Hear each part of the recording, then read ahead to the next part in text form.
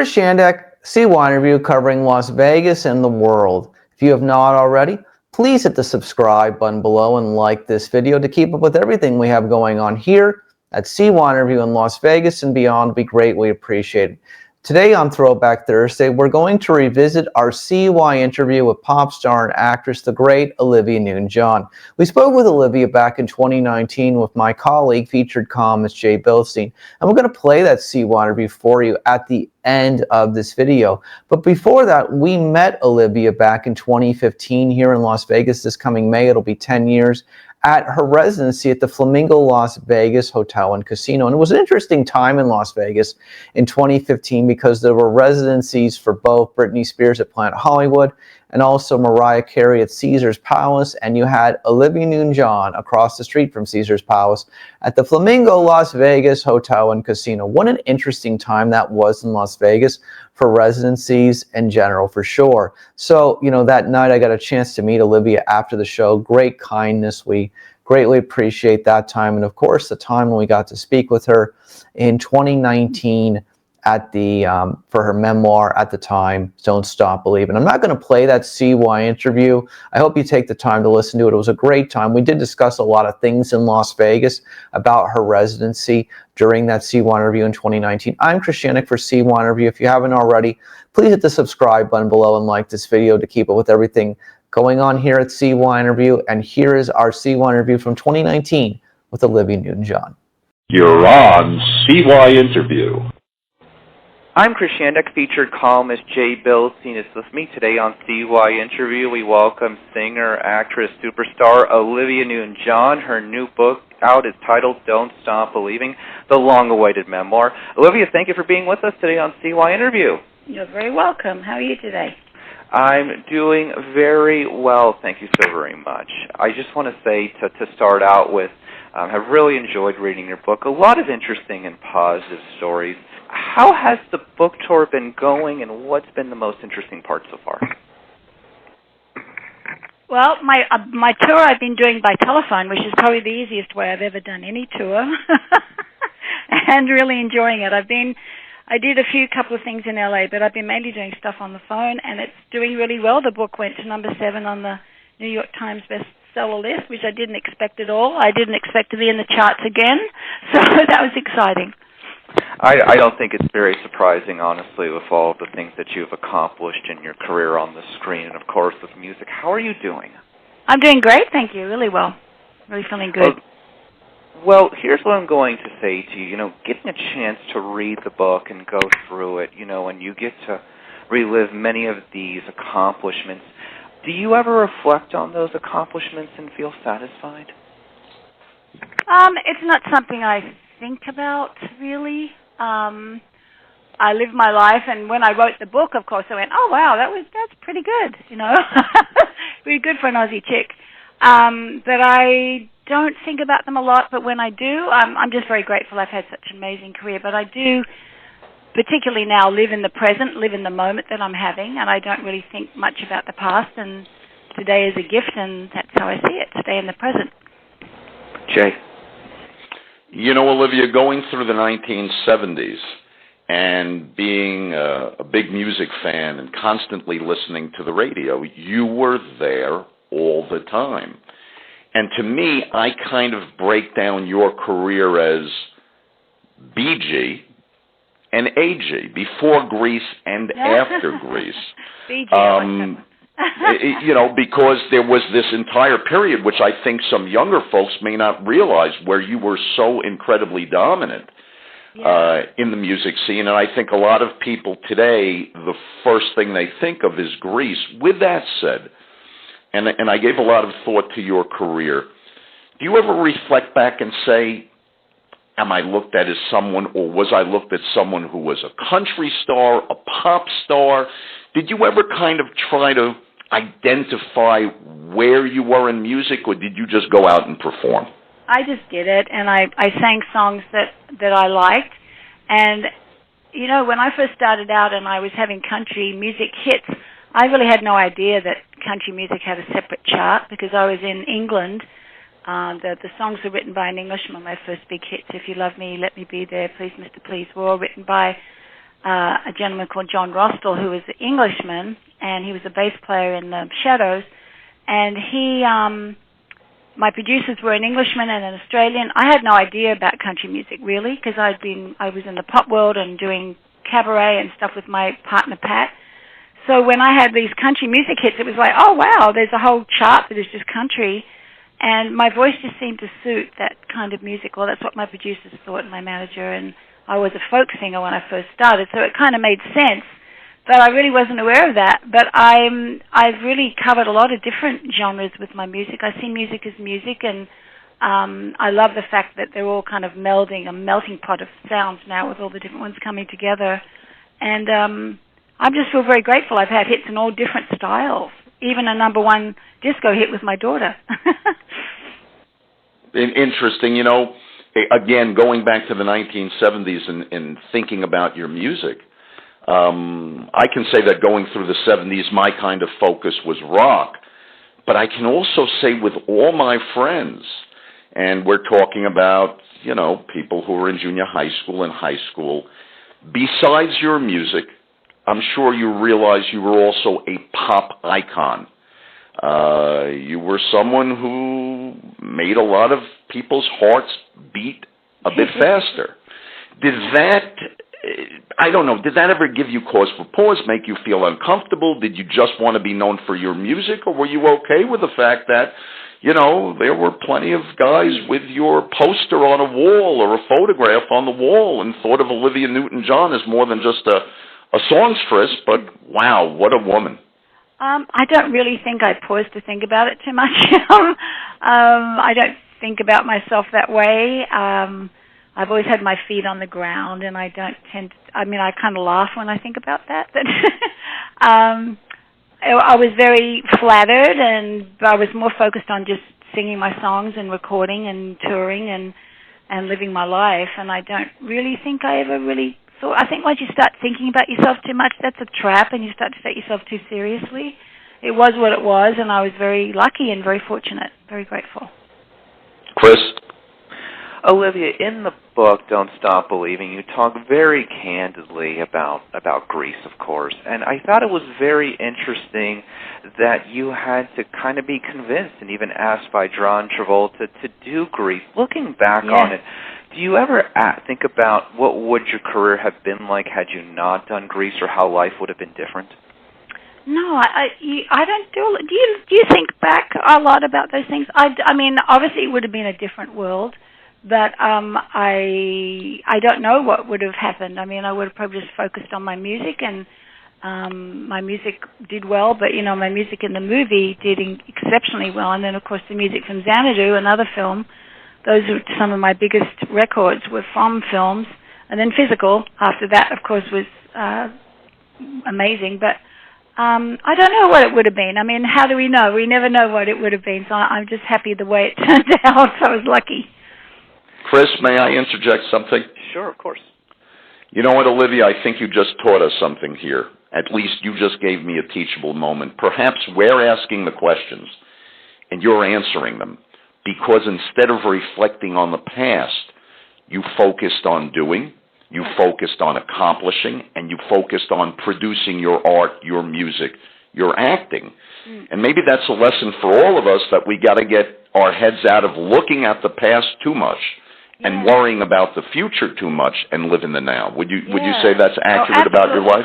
Absolutely. I think that I think when I was younger, I think when you're young you worry about everything. I mean, that's been a gift of age, I find, is that you worry less, and also the gift of going through difficulties, which I have gone through and am going through, but I'm doing great.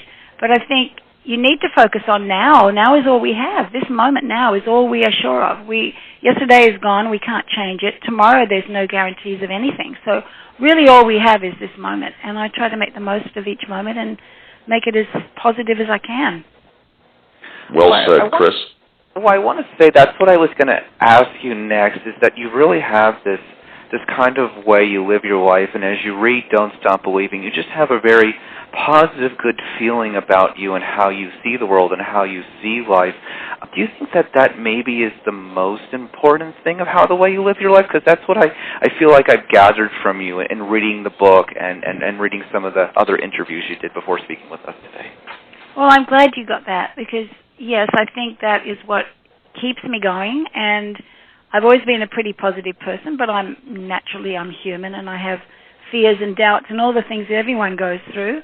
But I really believe that you create your world by what you think. I mean, your brain is what, everyone has a different brain, and what goes inside your brain is creating your reality. So you need to keep that reality positive.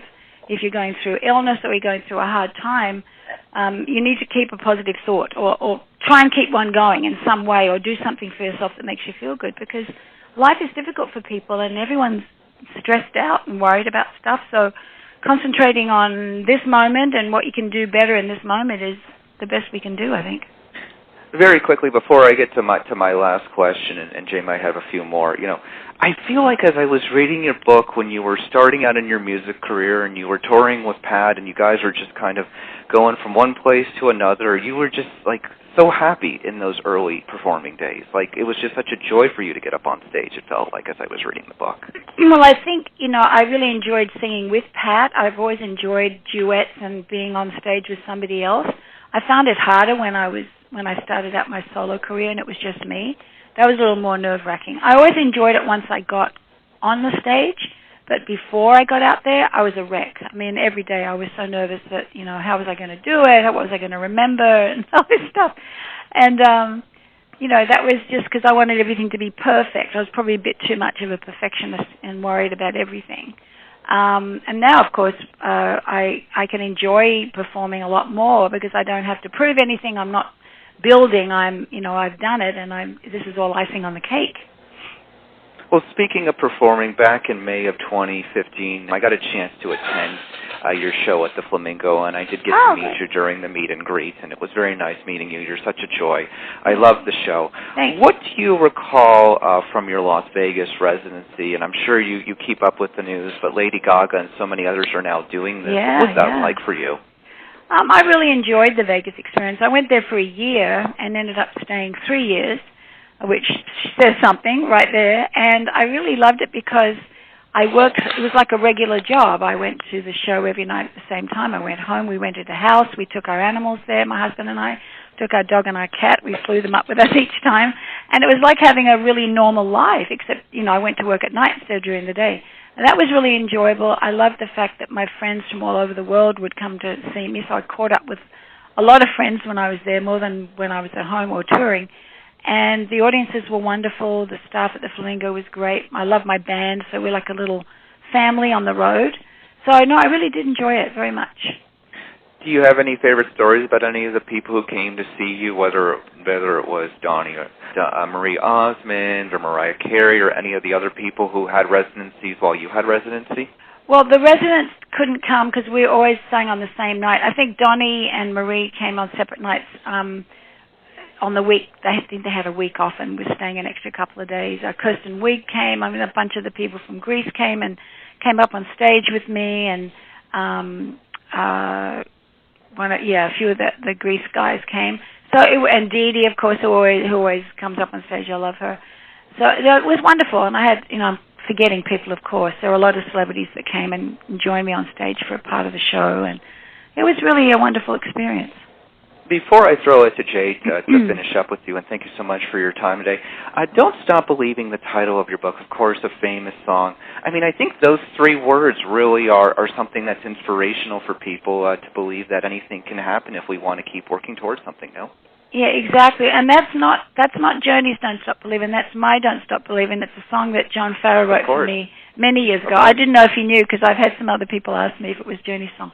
And it's just a beautiful lyric, and I've always, it was one of the first kind of really positive songs that I got to record, and it had such a gorgeous melody. And when I was thinking of titles for the song, for the book, that's the one that just kept coming back to me all the time. And I thought, well, that's the one I need to use because that is how I live my life. You got to just keep believing that things will work out. Are you going to perform again in the near future? Not in the near future, and I don't know if I will again. I've worked last year, and then after I had my setback in September, I've taken time off, and I'm getting to really like it. I don't know if you'll get me back on the road. I've never been in one place this long. I don't think in my whole life since I was a little girl. So actually waking up in the morning and feeding my animals and looking at the birds and wandering out in nature, that has been so amazing to me. I'm not sure I want to get back out there now. Well, it was just such a joy to see you in May of 2015 and meet you. You're such a nice person, Jay. Oh, thank you. Thank you for talking to me. I'm sorry I was late. Olivia, if I might, where are you currently living? We are based in Florida, but at the moment I'm in California, and we spend a lot of time in Australia, so we're all over the map. But California. I got you. Did you enjoy living in Las Vegas? I'm sure you enjoyed performing, but how did you feel being in the desert? I love the desert. We used to go to Red Rocks all the time, take our dog for long hikes and stuff. I really loved it there. I'm not so much a city person, but we rented a house on the outskirts, and we used to, go for walks and picnics and things out there. And Vegas is a lot of fun. Great restaurants and fantastic shows if you have a few nights off to do stuff. But I was working every night, so I didn't really get a chance. One silly question and one serious question to kind of wrap things up. The silly question is this. So you're in Las Vegas. Do performers, and I mean you are an absolute superstar, an icon, does one person call another, and do you get on a phone one day and say, hey, Celine, let's go have a barbecue, and all of a sudden you're getting together with other performers in your off time, hanging out, having a barbecue and comparing notes, or is that just something in a fan's imagination? For me, it's in the fan's imagination, because when I had a day off, usually you just want to rest and just do nothing or go to a movie or something. So no, I didn't do that. I've met those girls, but I don't know them well, and they all have their lives and their kids, and the weekends are kind of sacred. So I didn't really spend any time with them, unfortunately, and very often we're on different schedules. So I'd be there at the times that they weren't. Brittany was next door to me in one of the places I was staying, so I got to see her a little bit, and I saw Elton a few times. He's a friend. But apart from that, I didn't really see anyone. Johnny and Marie, of course, they're friends too. Yeah. Understood. And here comes my serious question. I am fascinated by the artistic process. Mm-hmm. And so when you're singing, for example, a song like Hopelessly Devoted to You, mm-hmm. do you create like in acting, sometimes they talk about Stanislavski and sense memory and the method and all these different processes that an actor will go into to get the best out of himself emotionally for a role. Mm-hmm. Have you or worked at doing something similar in singing? If you're, again, singing a song like Hopelessly Devoted to You, are you thinking about a broken-hearted moment that you had? Or are you thinking about, for a different kind of song, an upbeat moment? Or does it just come naturally and you sing? With the ballads, I mean, I really believe that when you sing, you are reenacting a little kind of vignette, a little 3-minute movie. So I have something going on in my head. It'll be different every night. It's not like I recreate the same movie. I've probably done 1,000 different movies in my head. But I do use imagination, and I call on feelings and memory. And, that's how you make it real, because if you just sing, you can be perfect, and every note can be perfect. But if you don't touch anybody, then I don't believe you've done your job.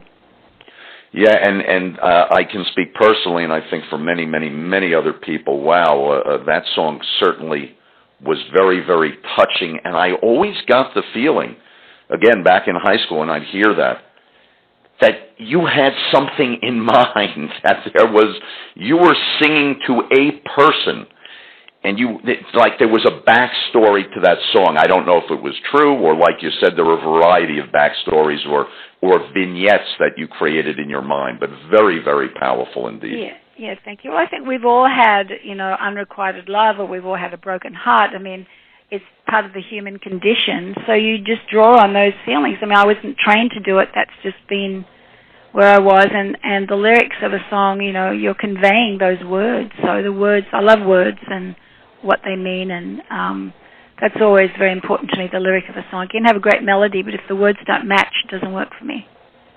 Indeed. Well, thank you so much. It's really been a distinct pleasure speaking with you. Oh, you too. And much luck on your book and with everything the future holds. And I'm sure your fans and anybody who has the slightest interest in music is going to be absolutely riveted in reading your book and in listening to this interview and all your other wonderful interviews. And again, thank you, Chris. Thank you very much.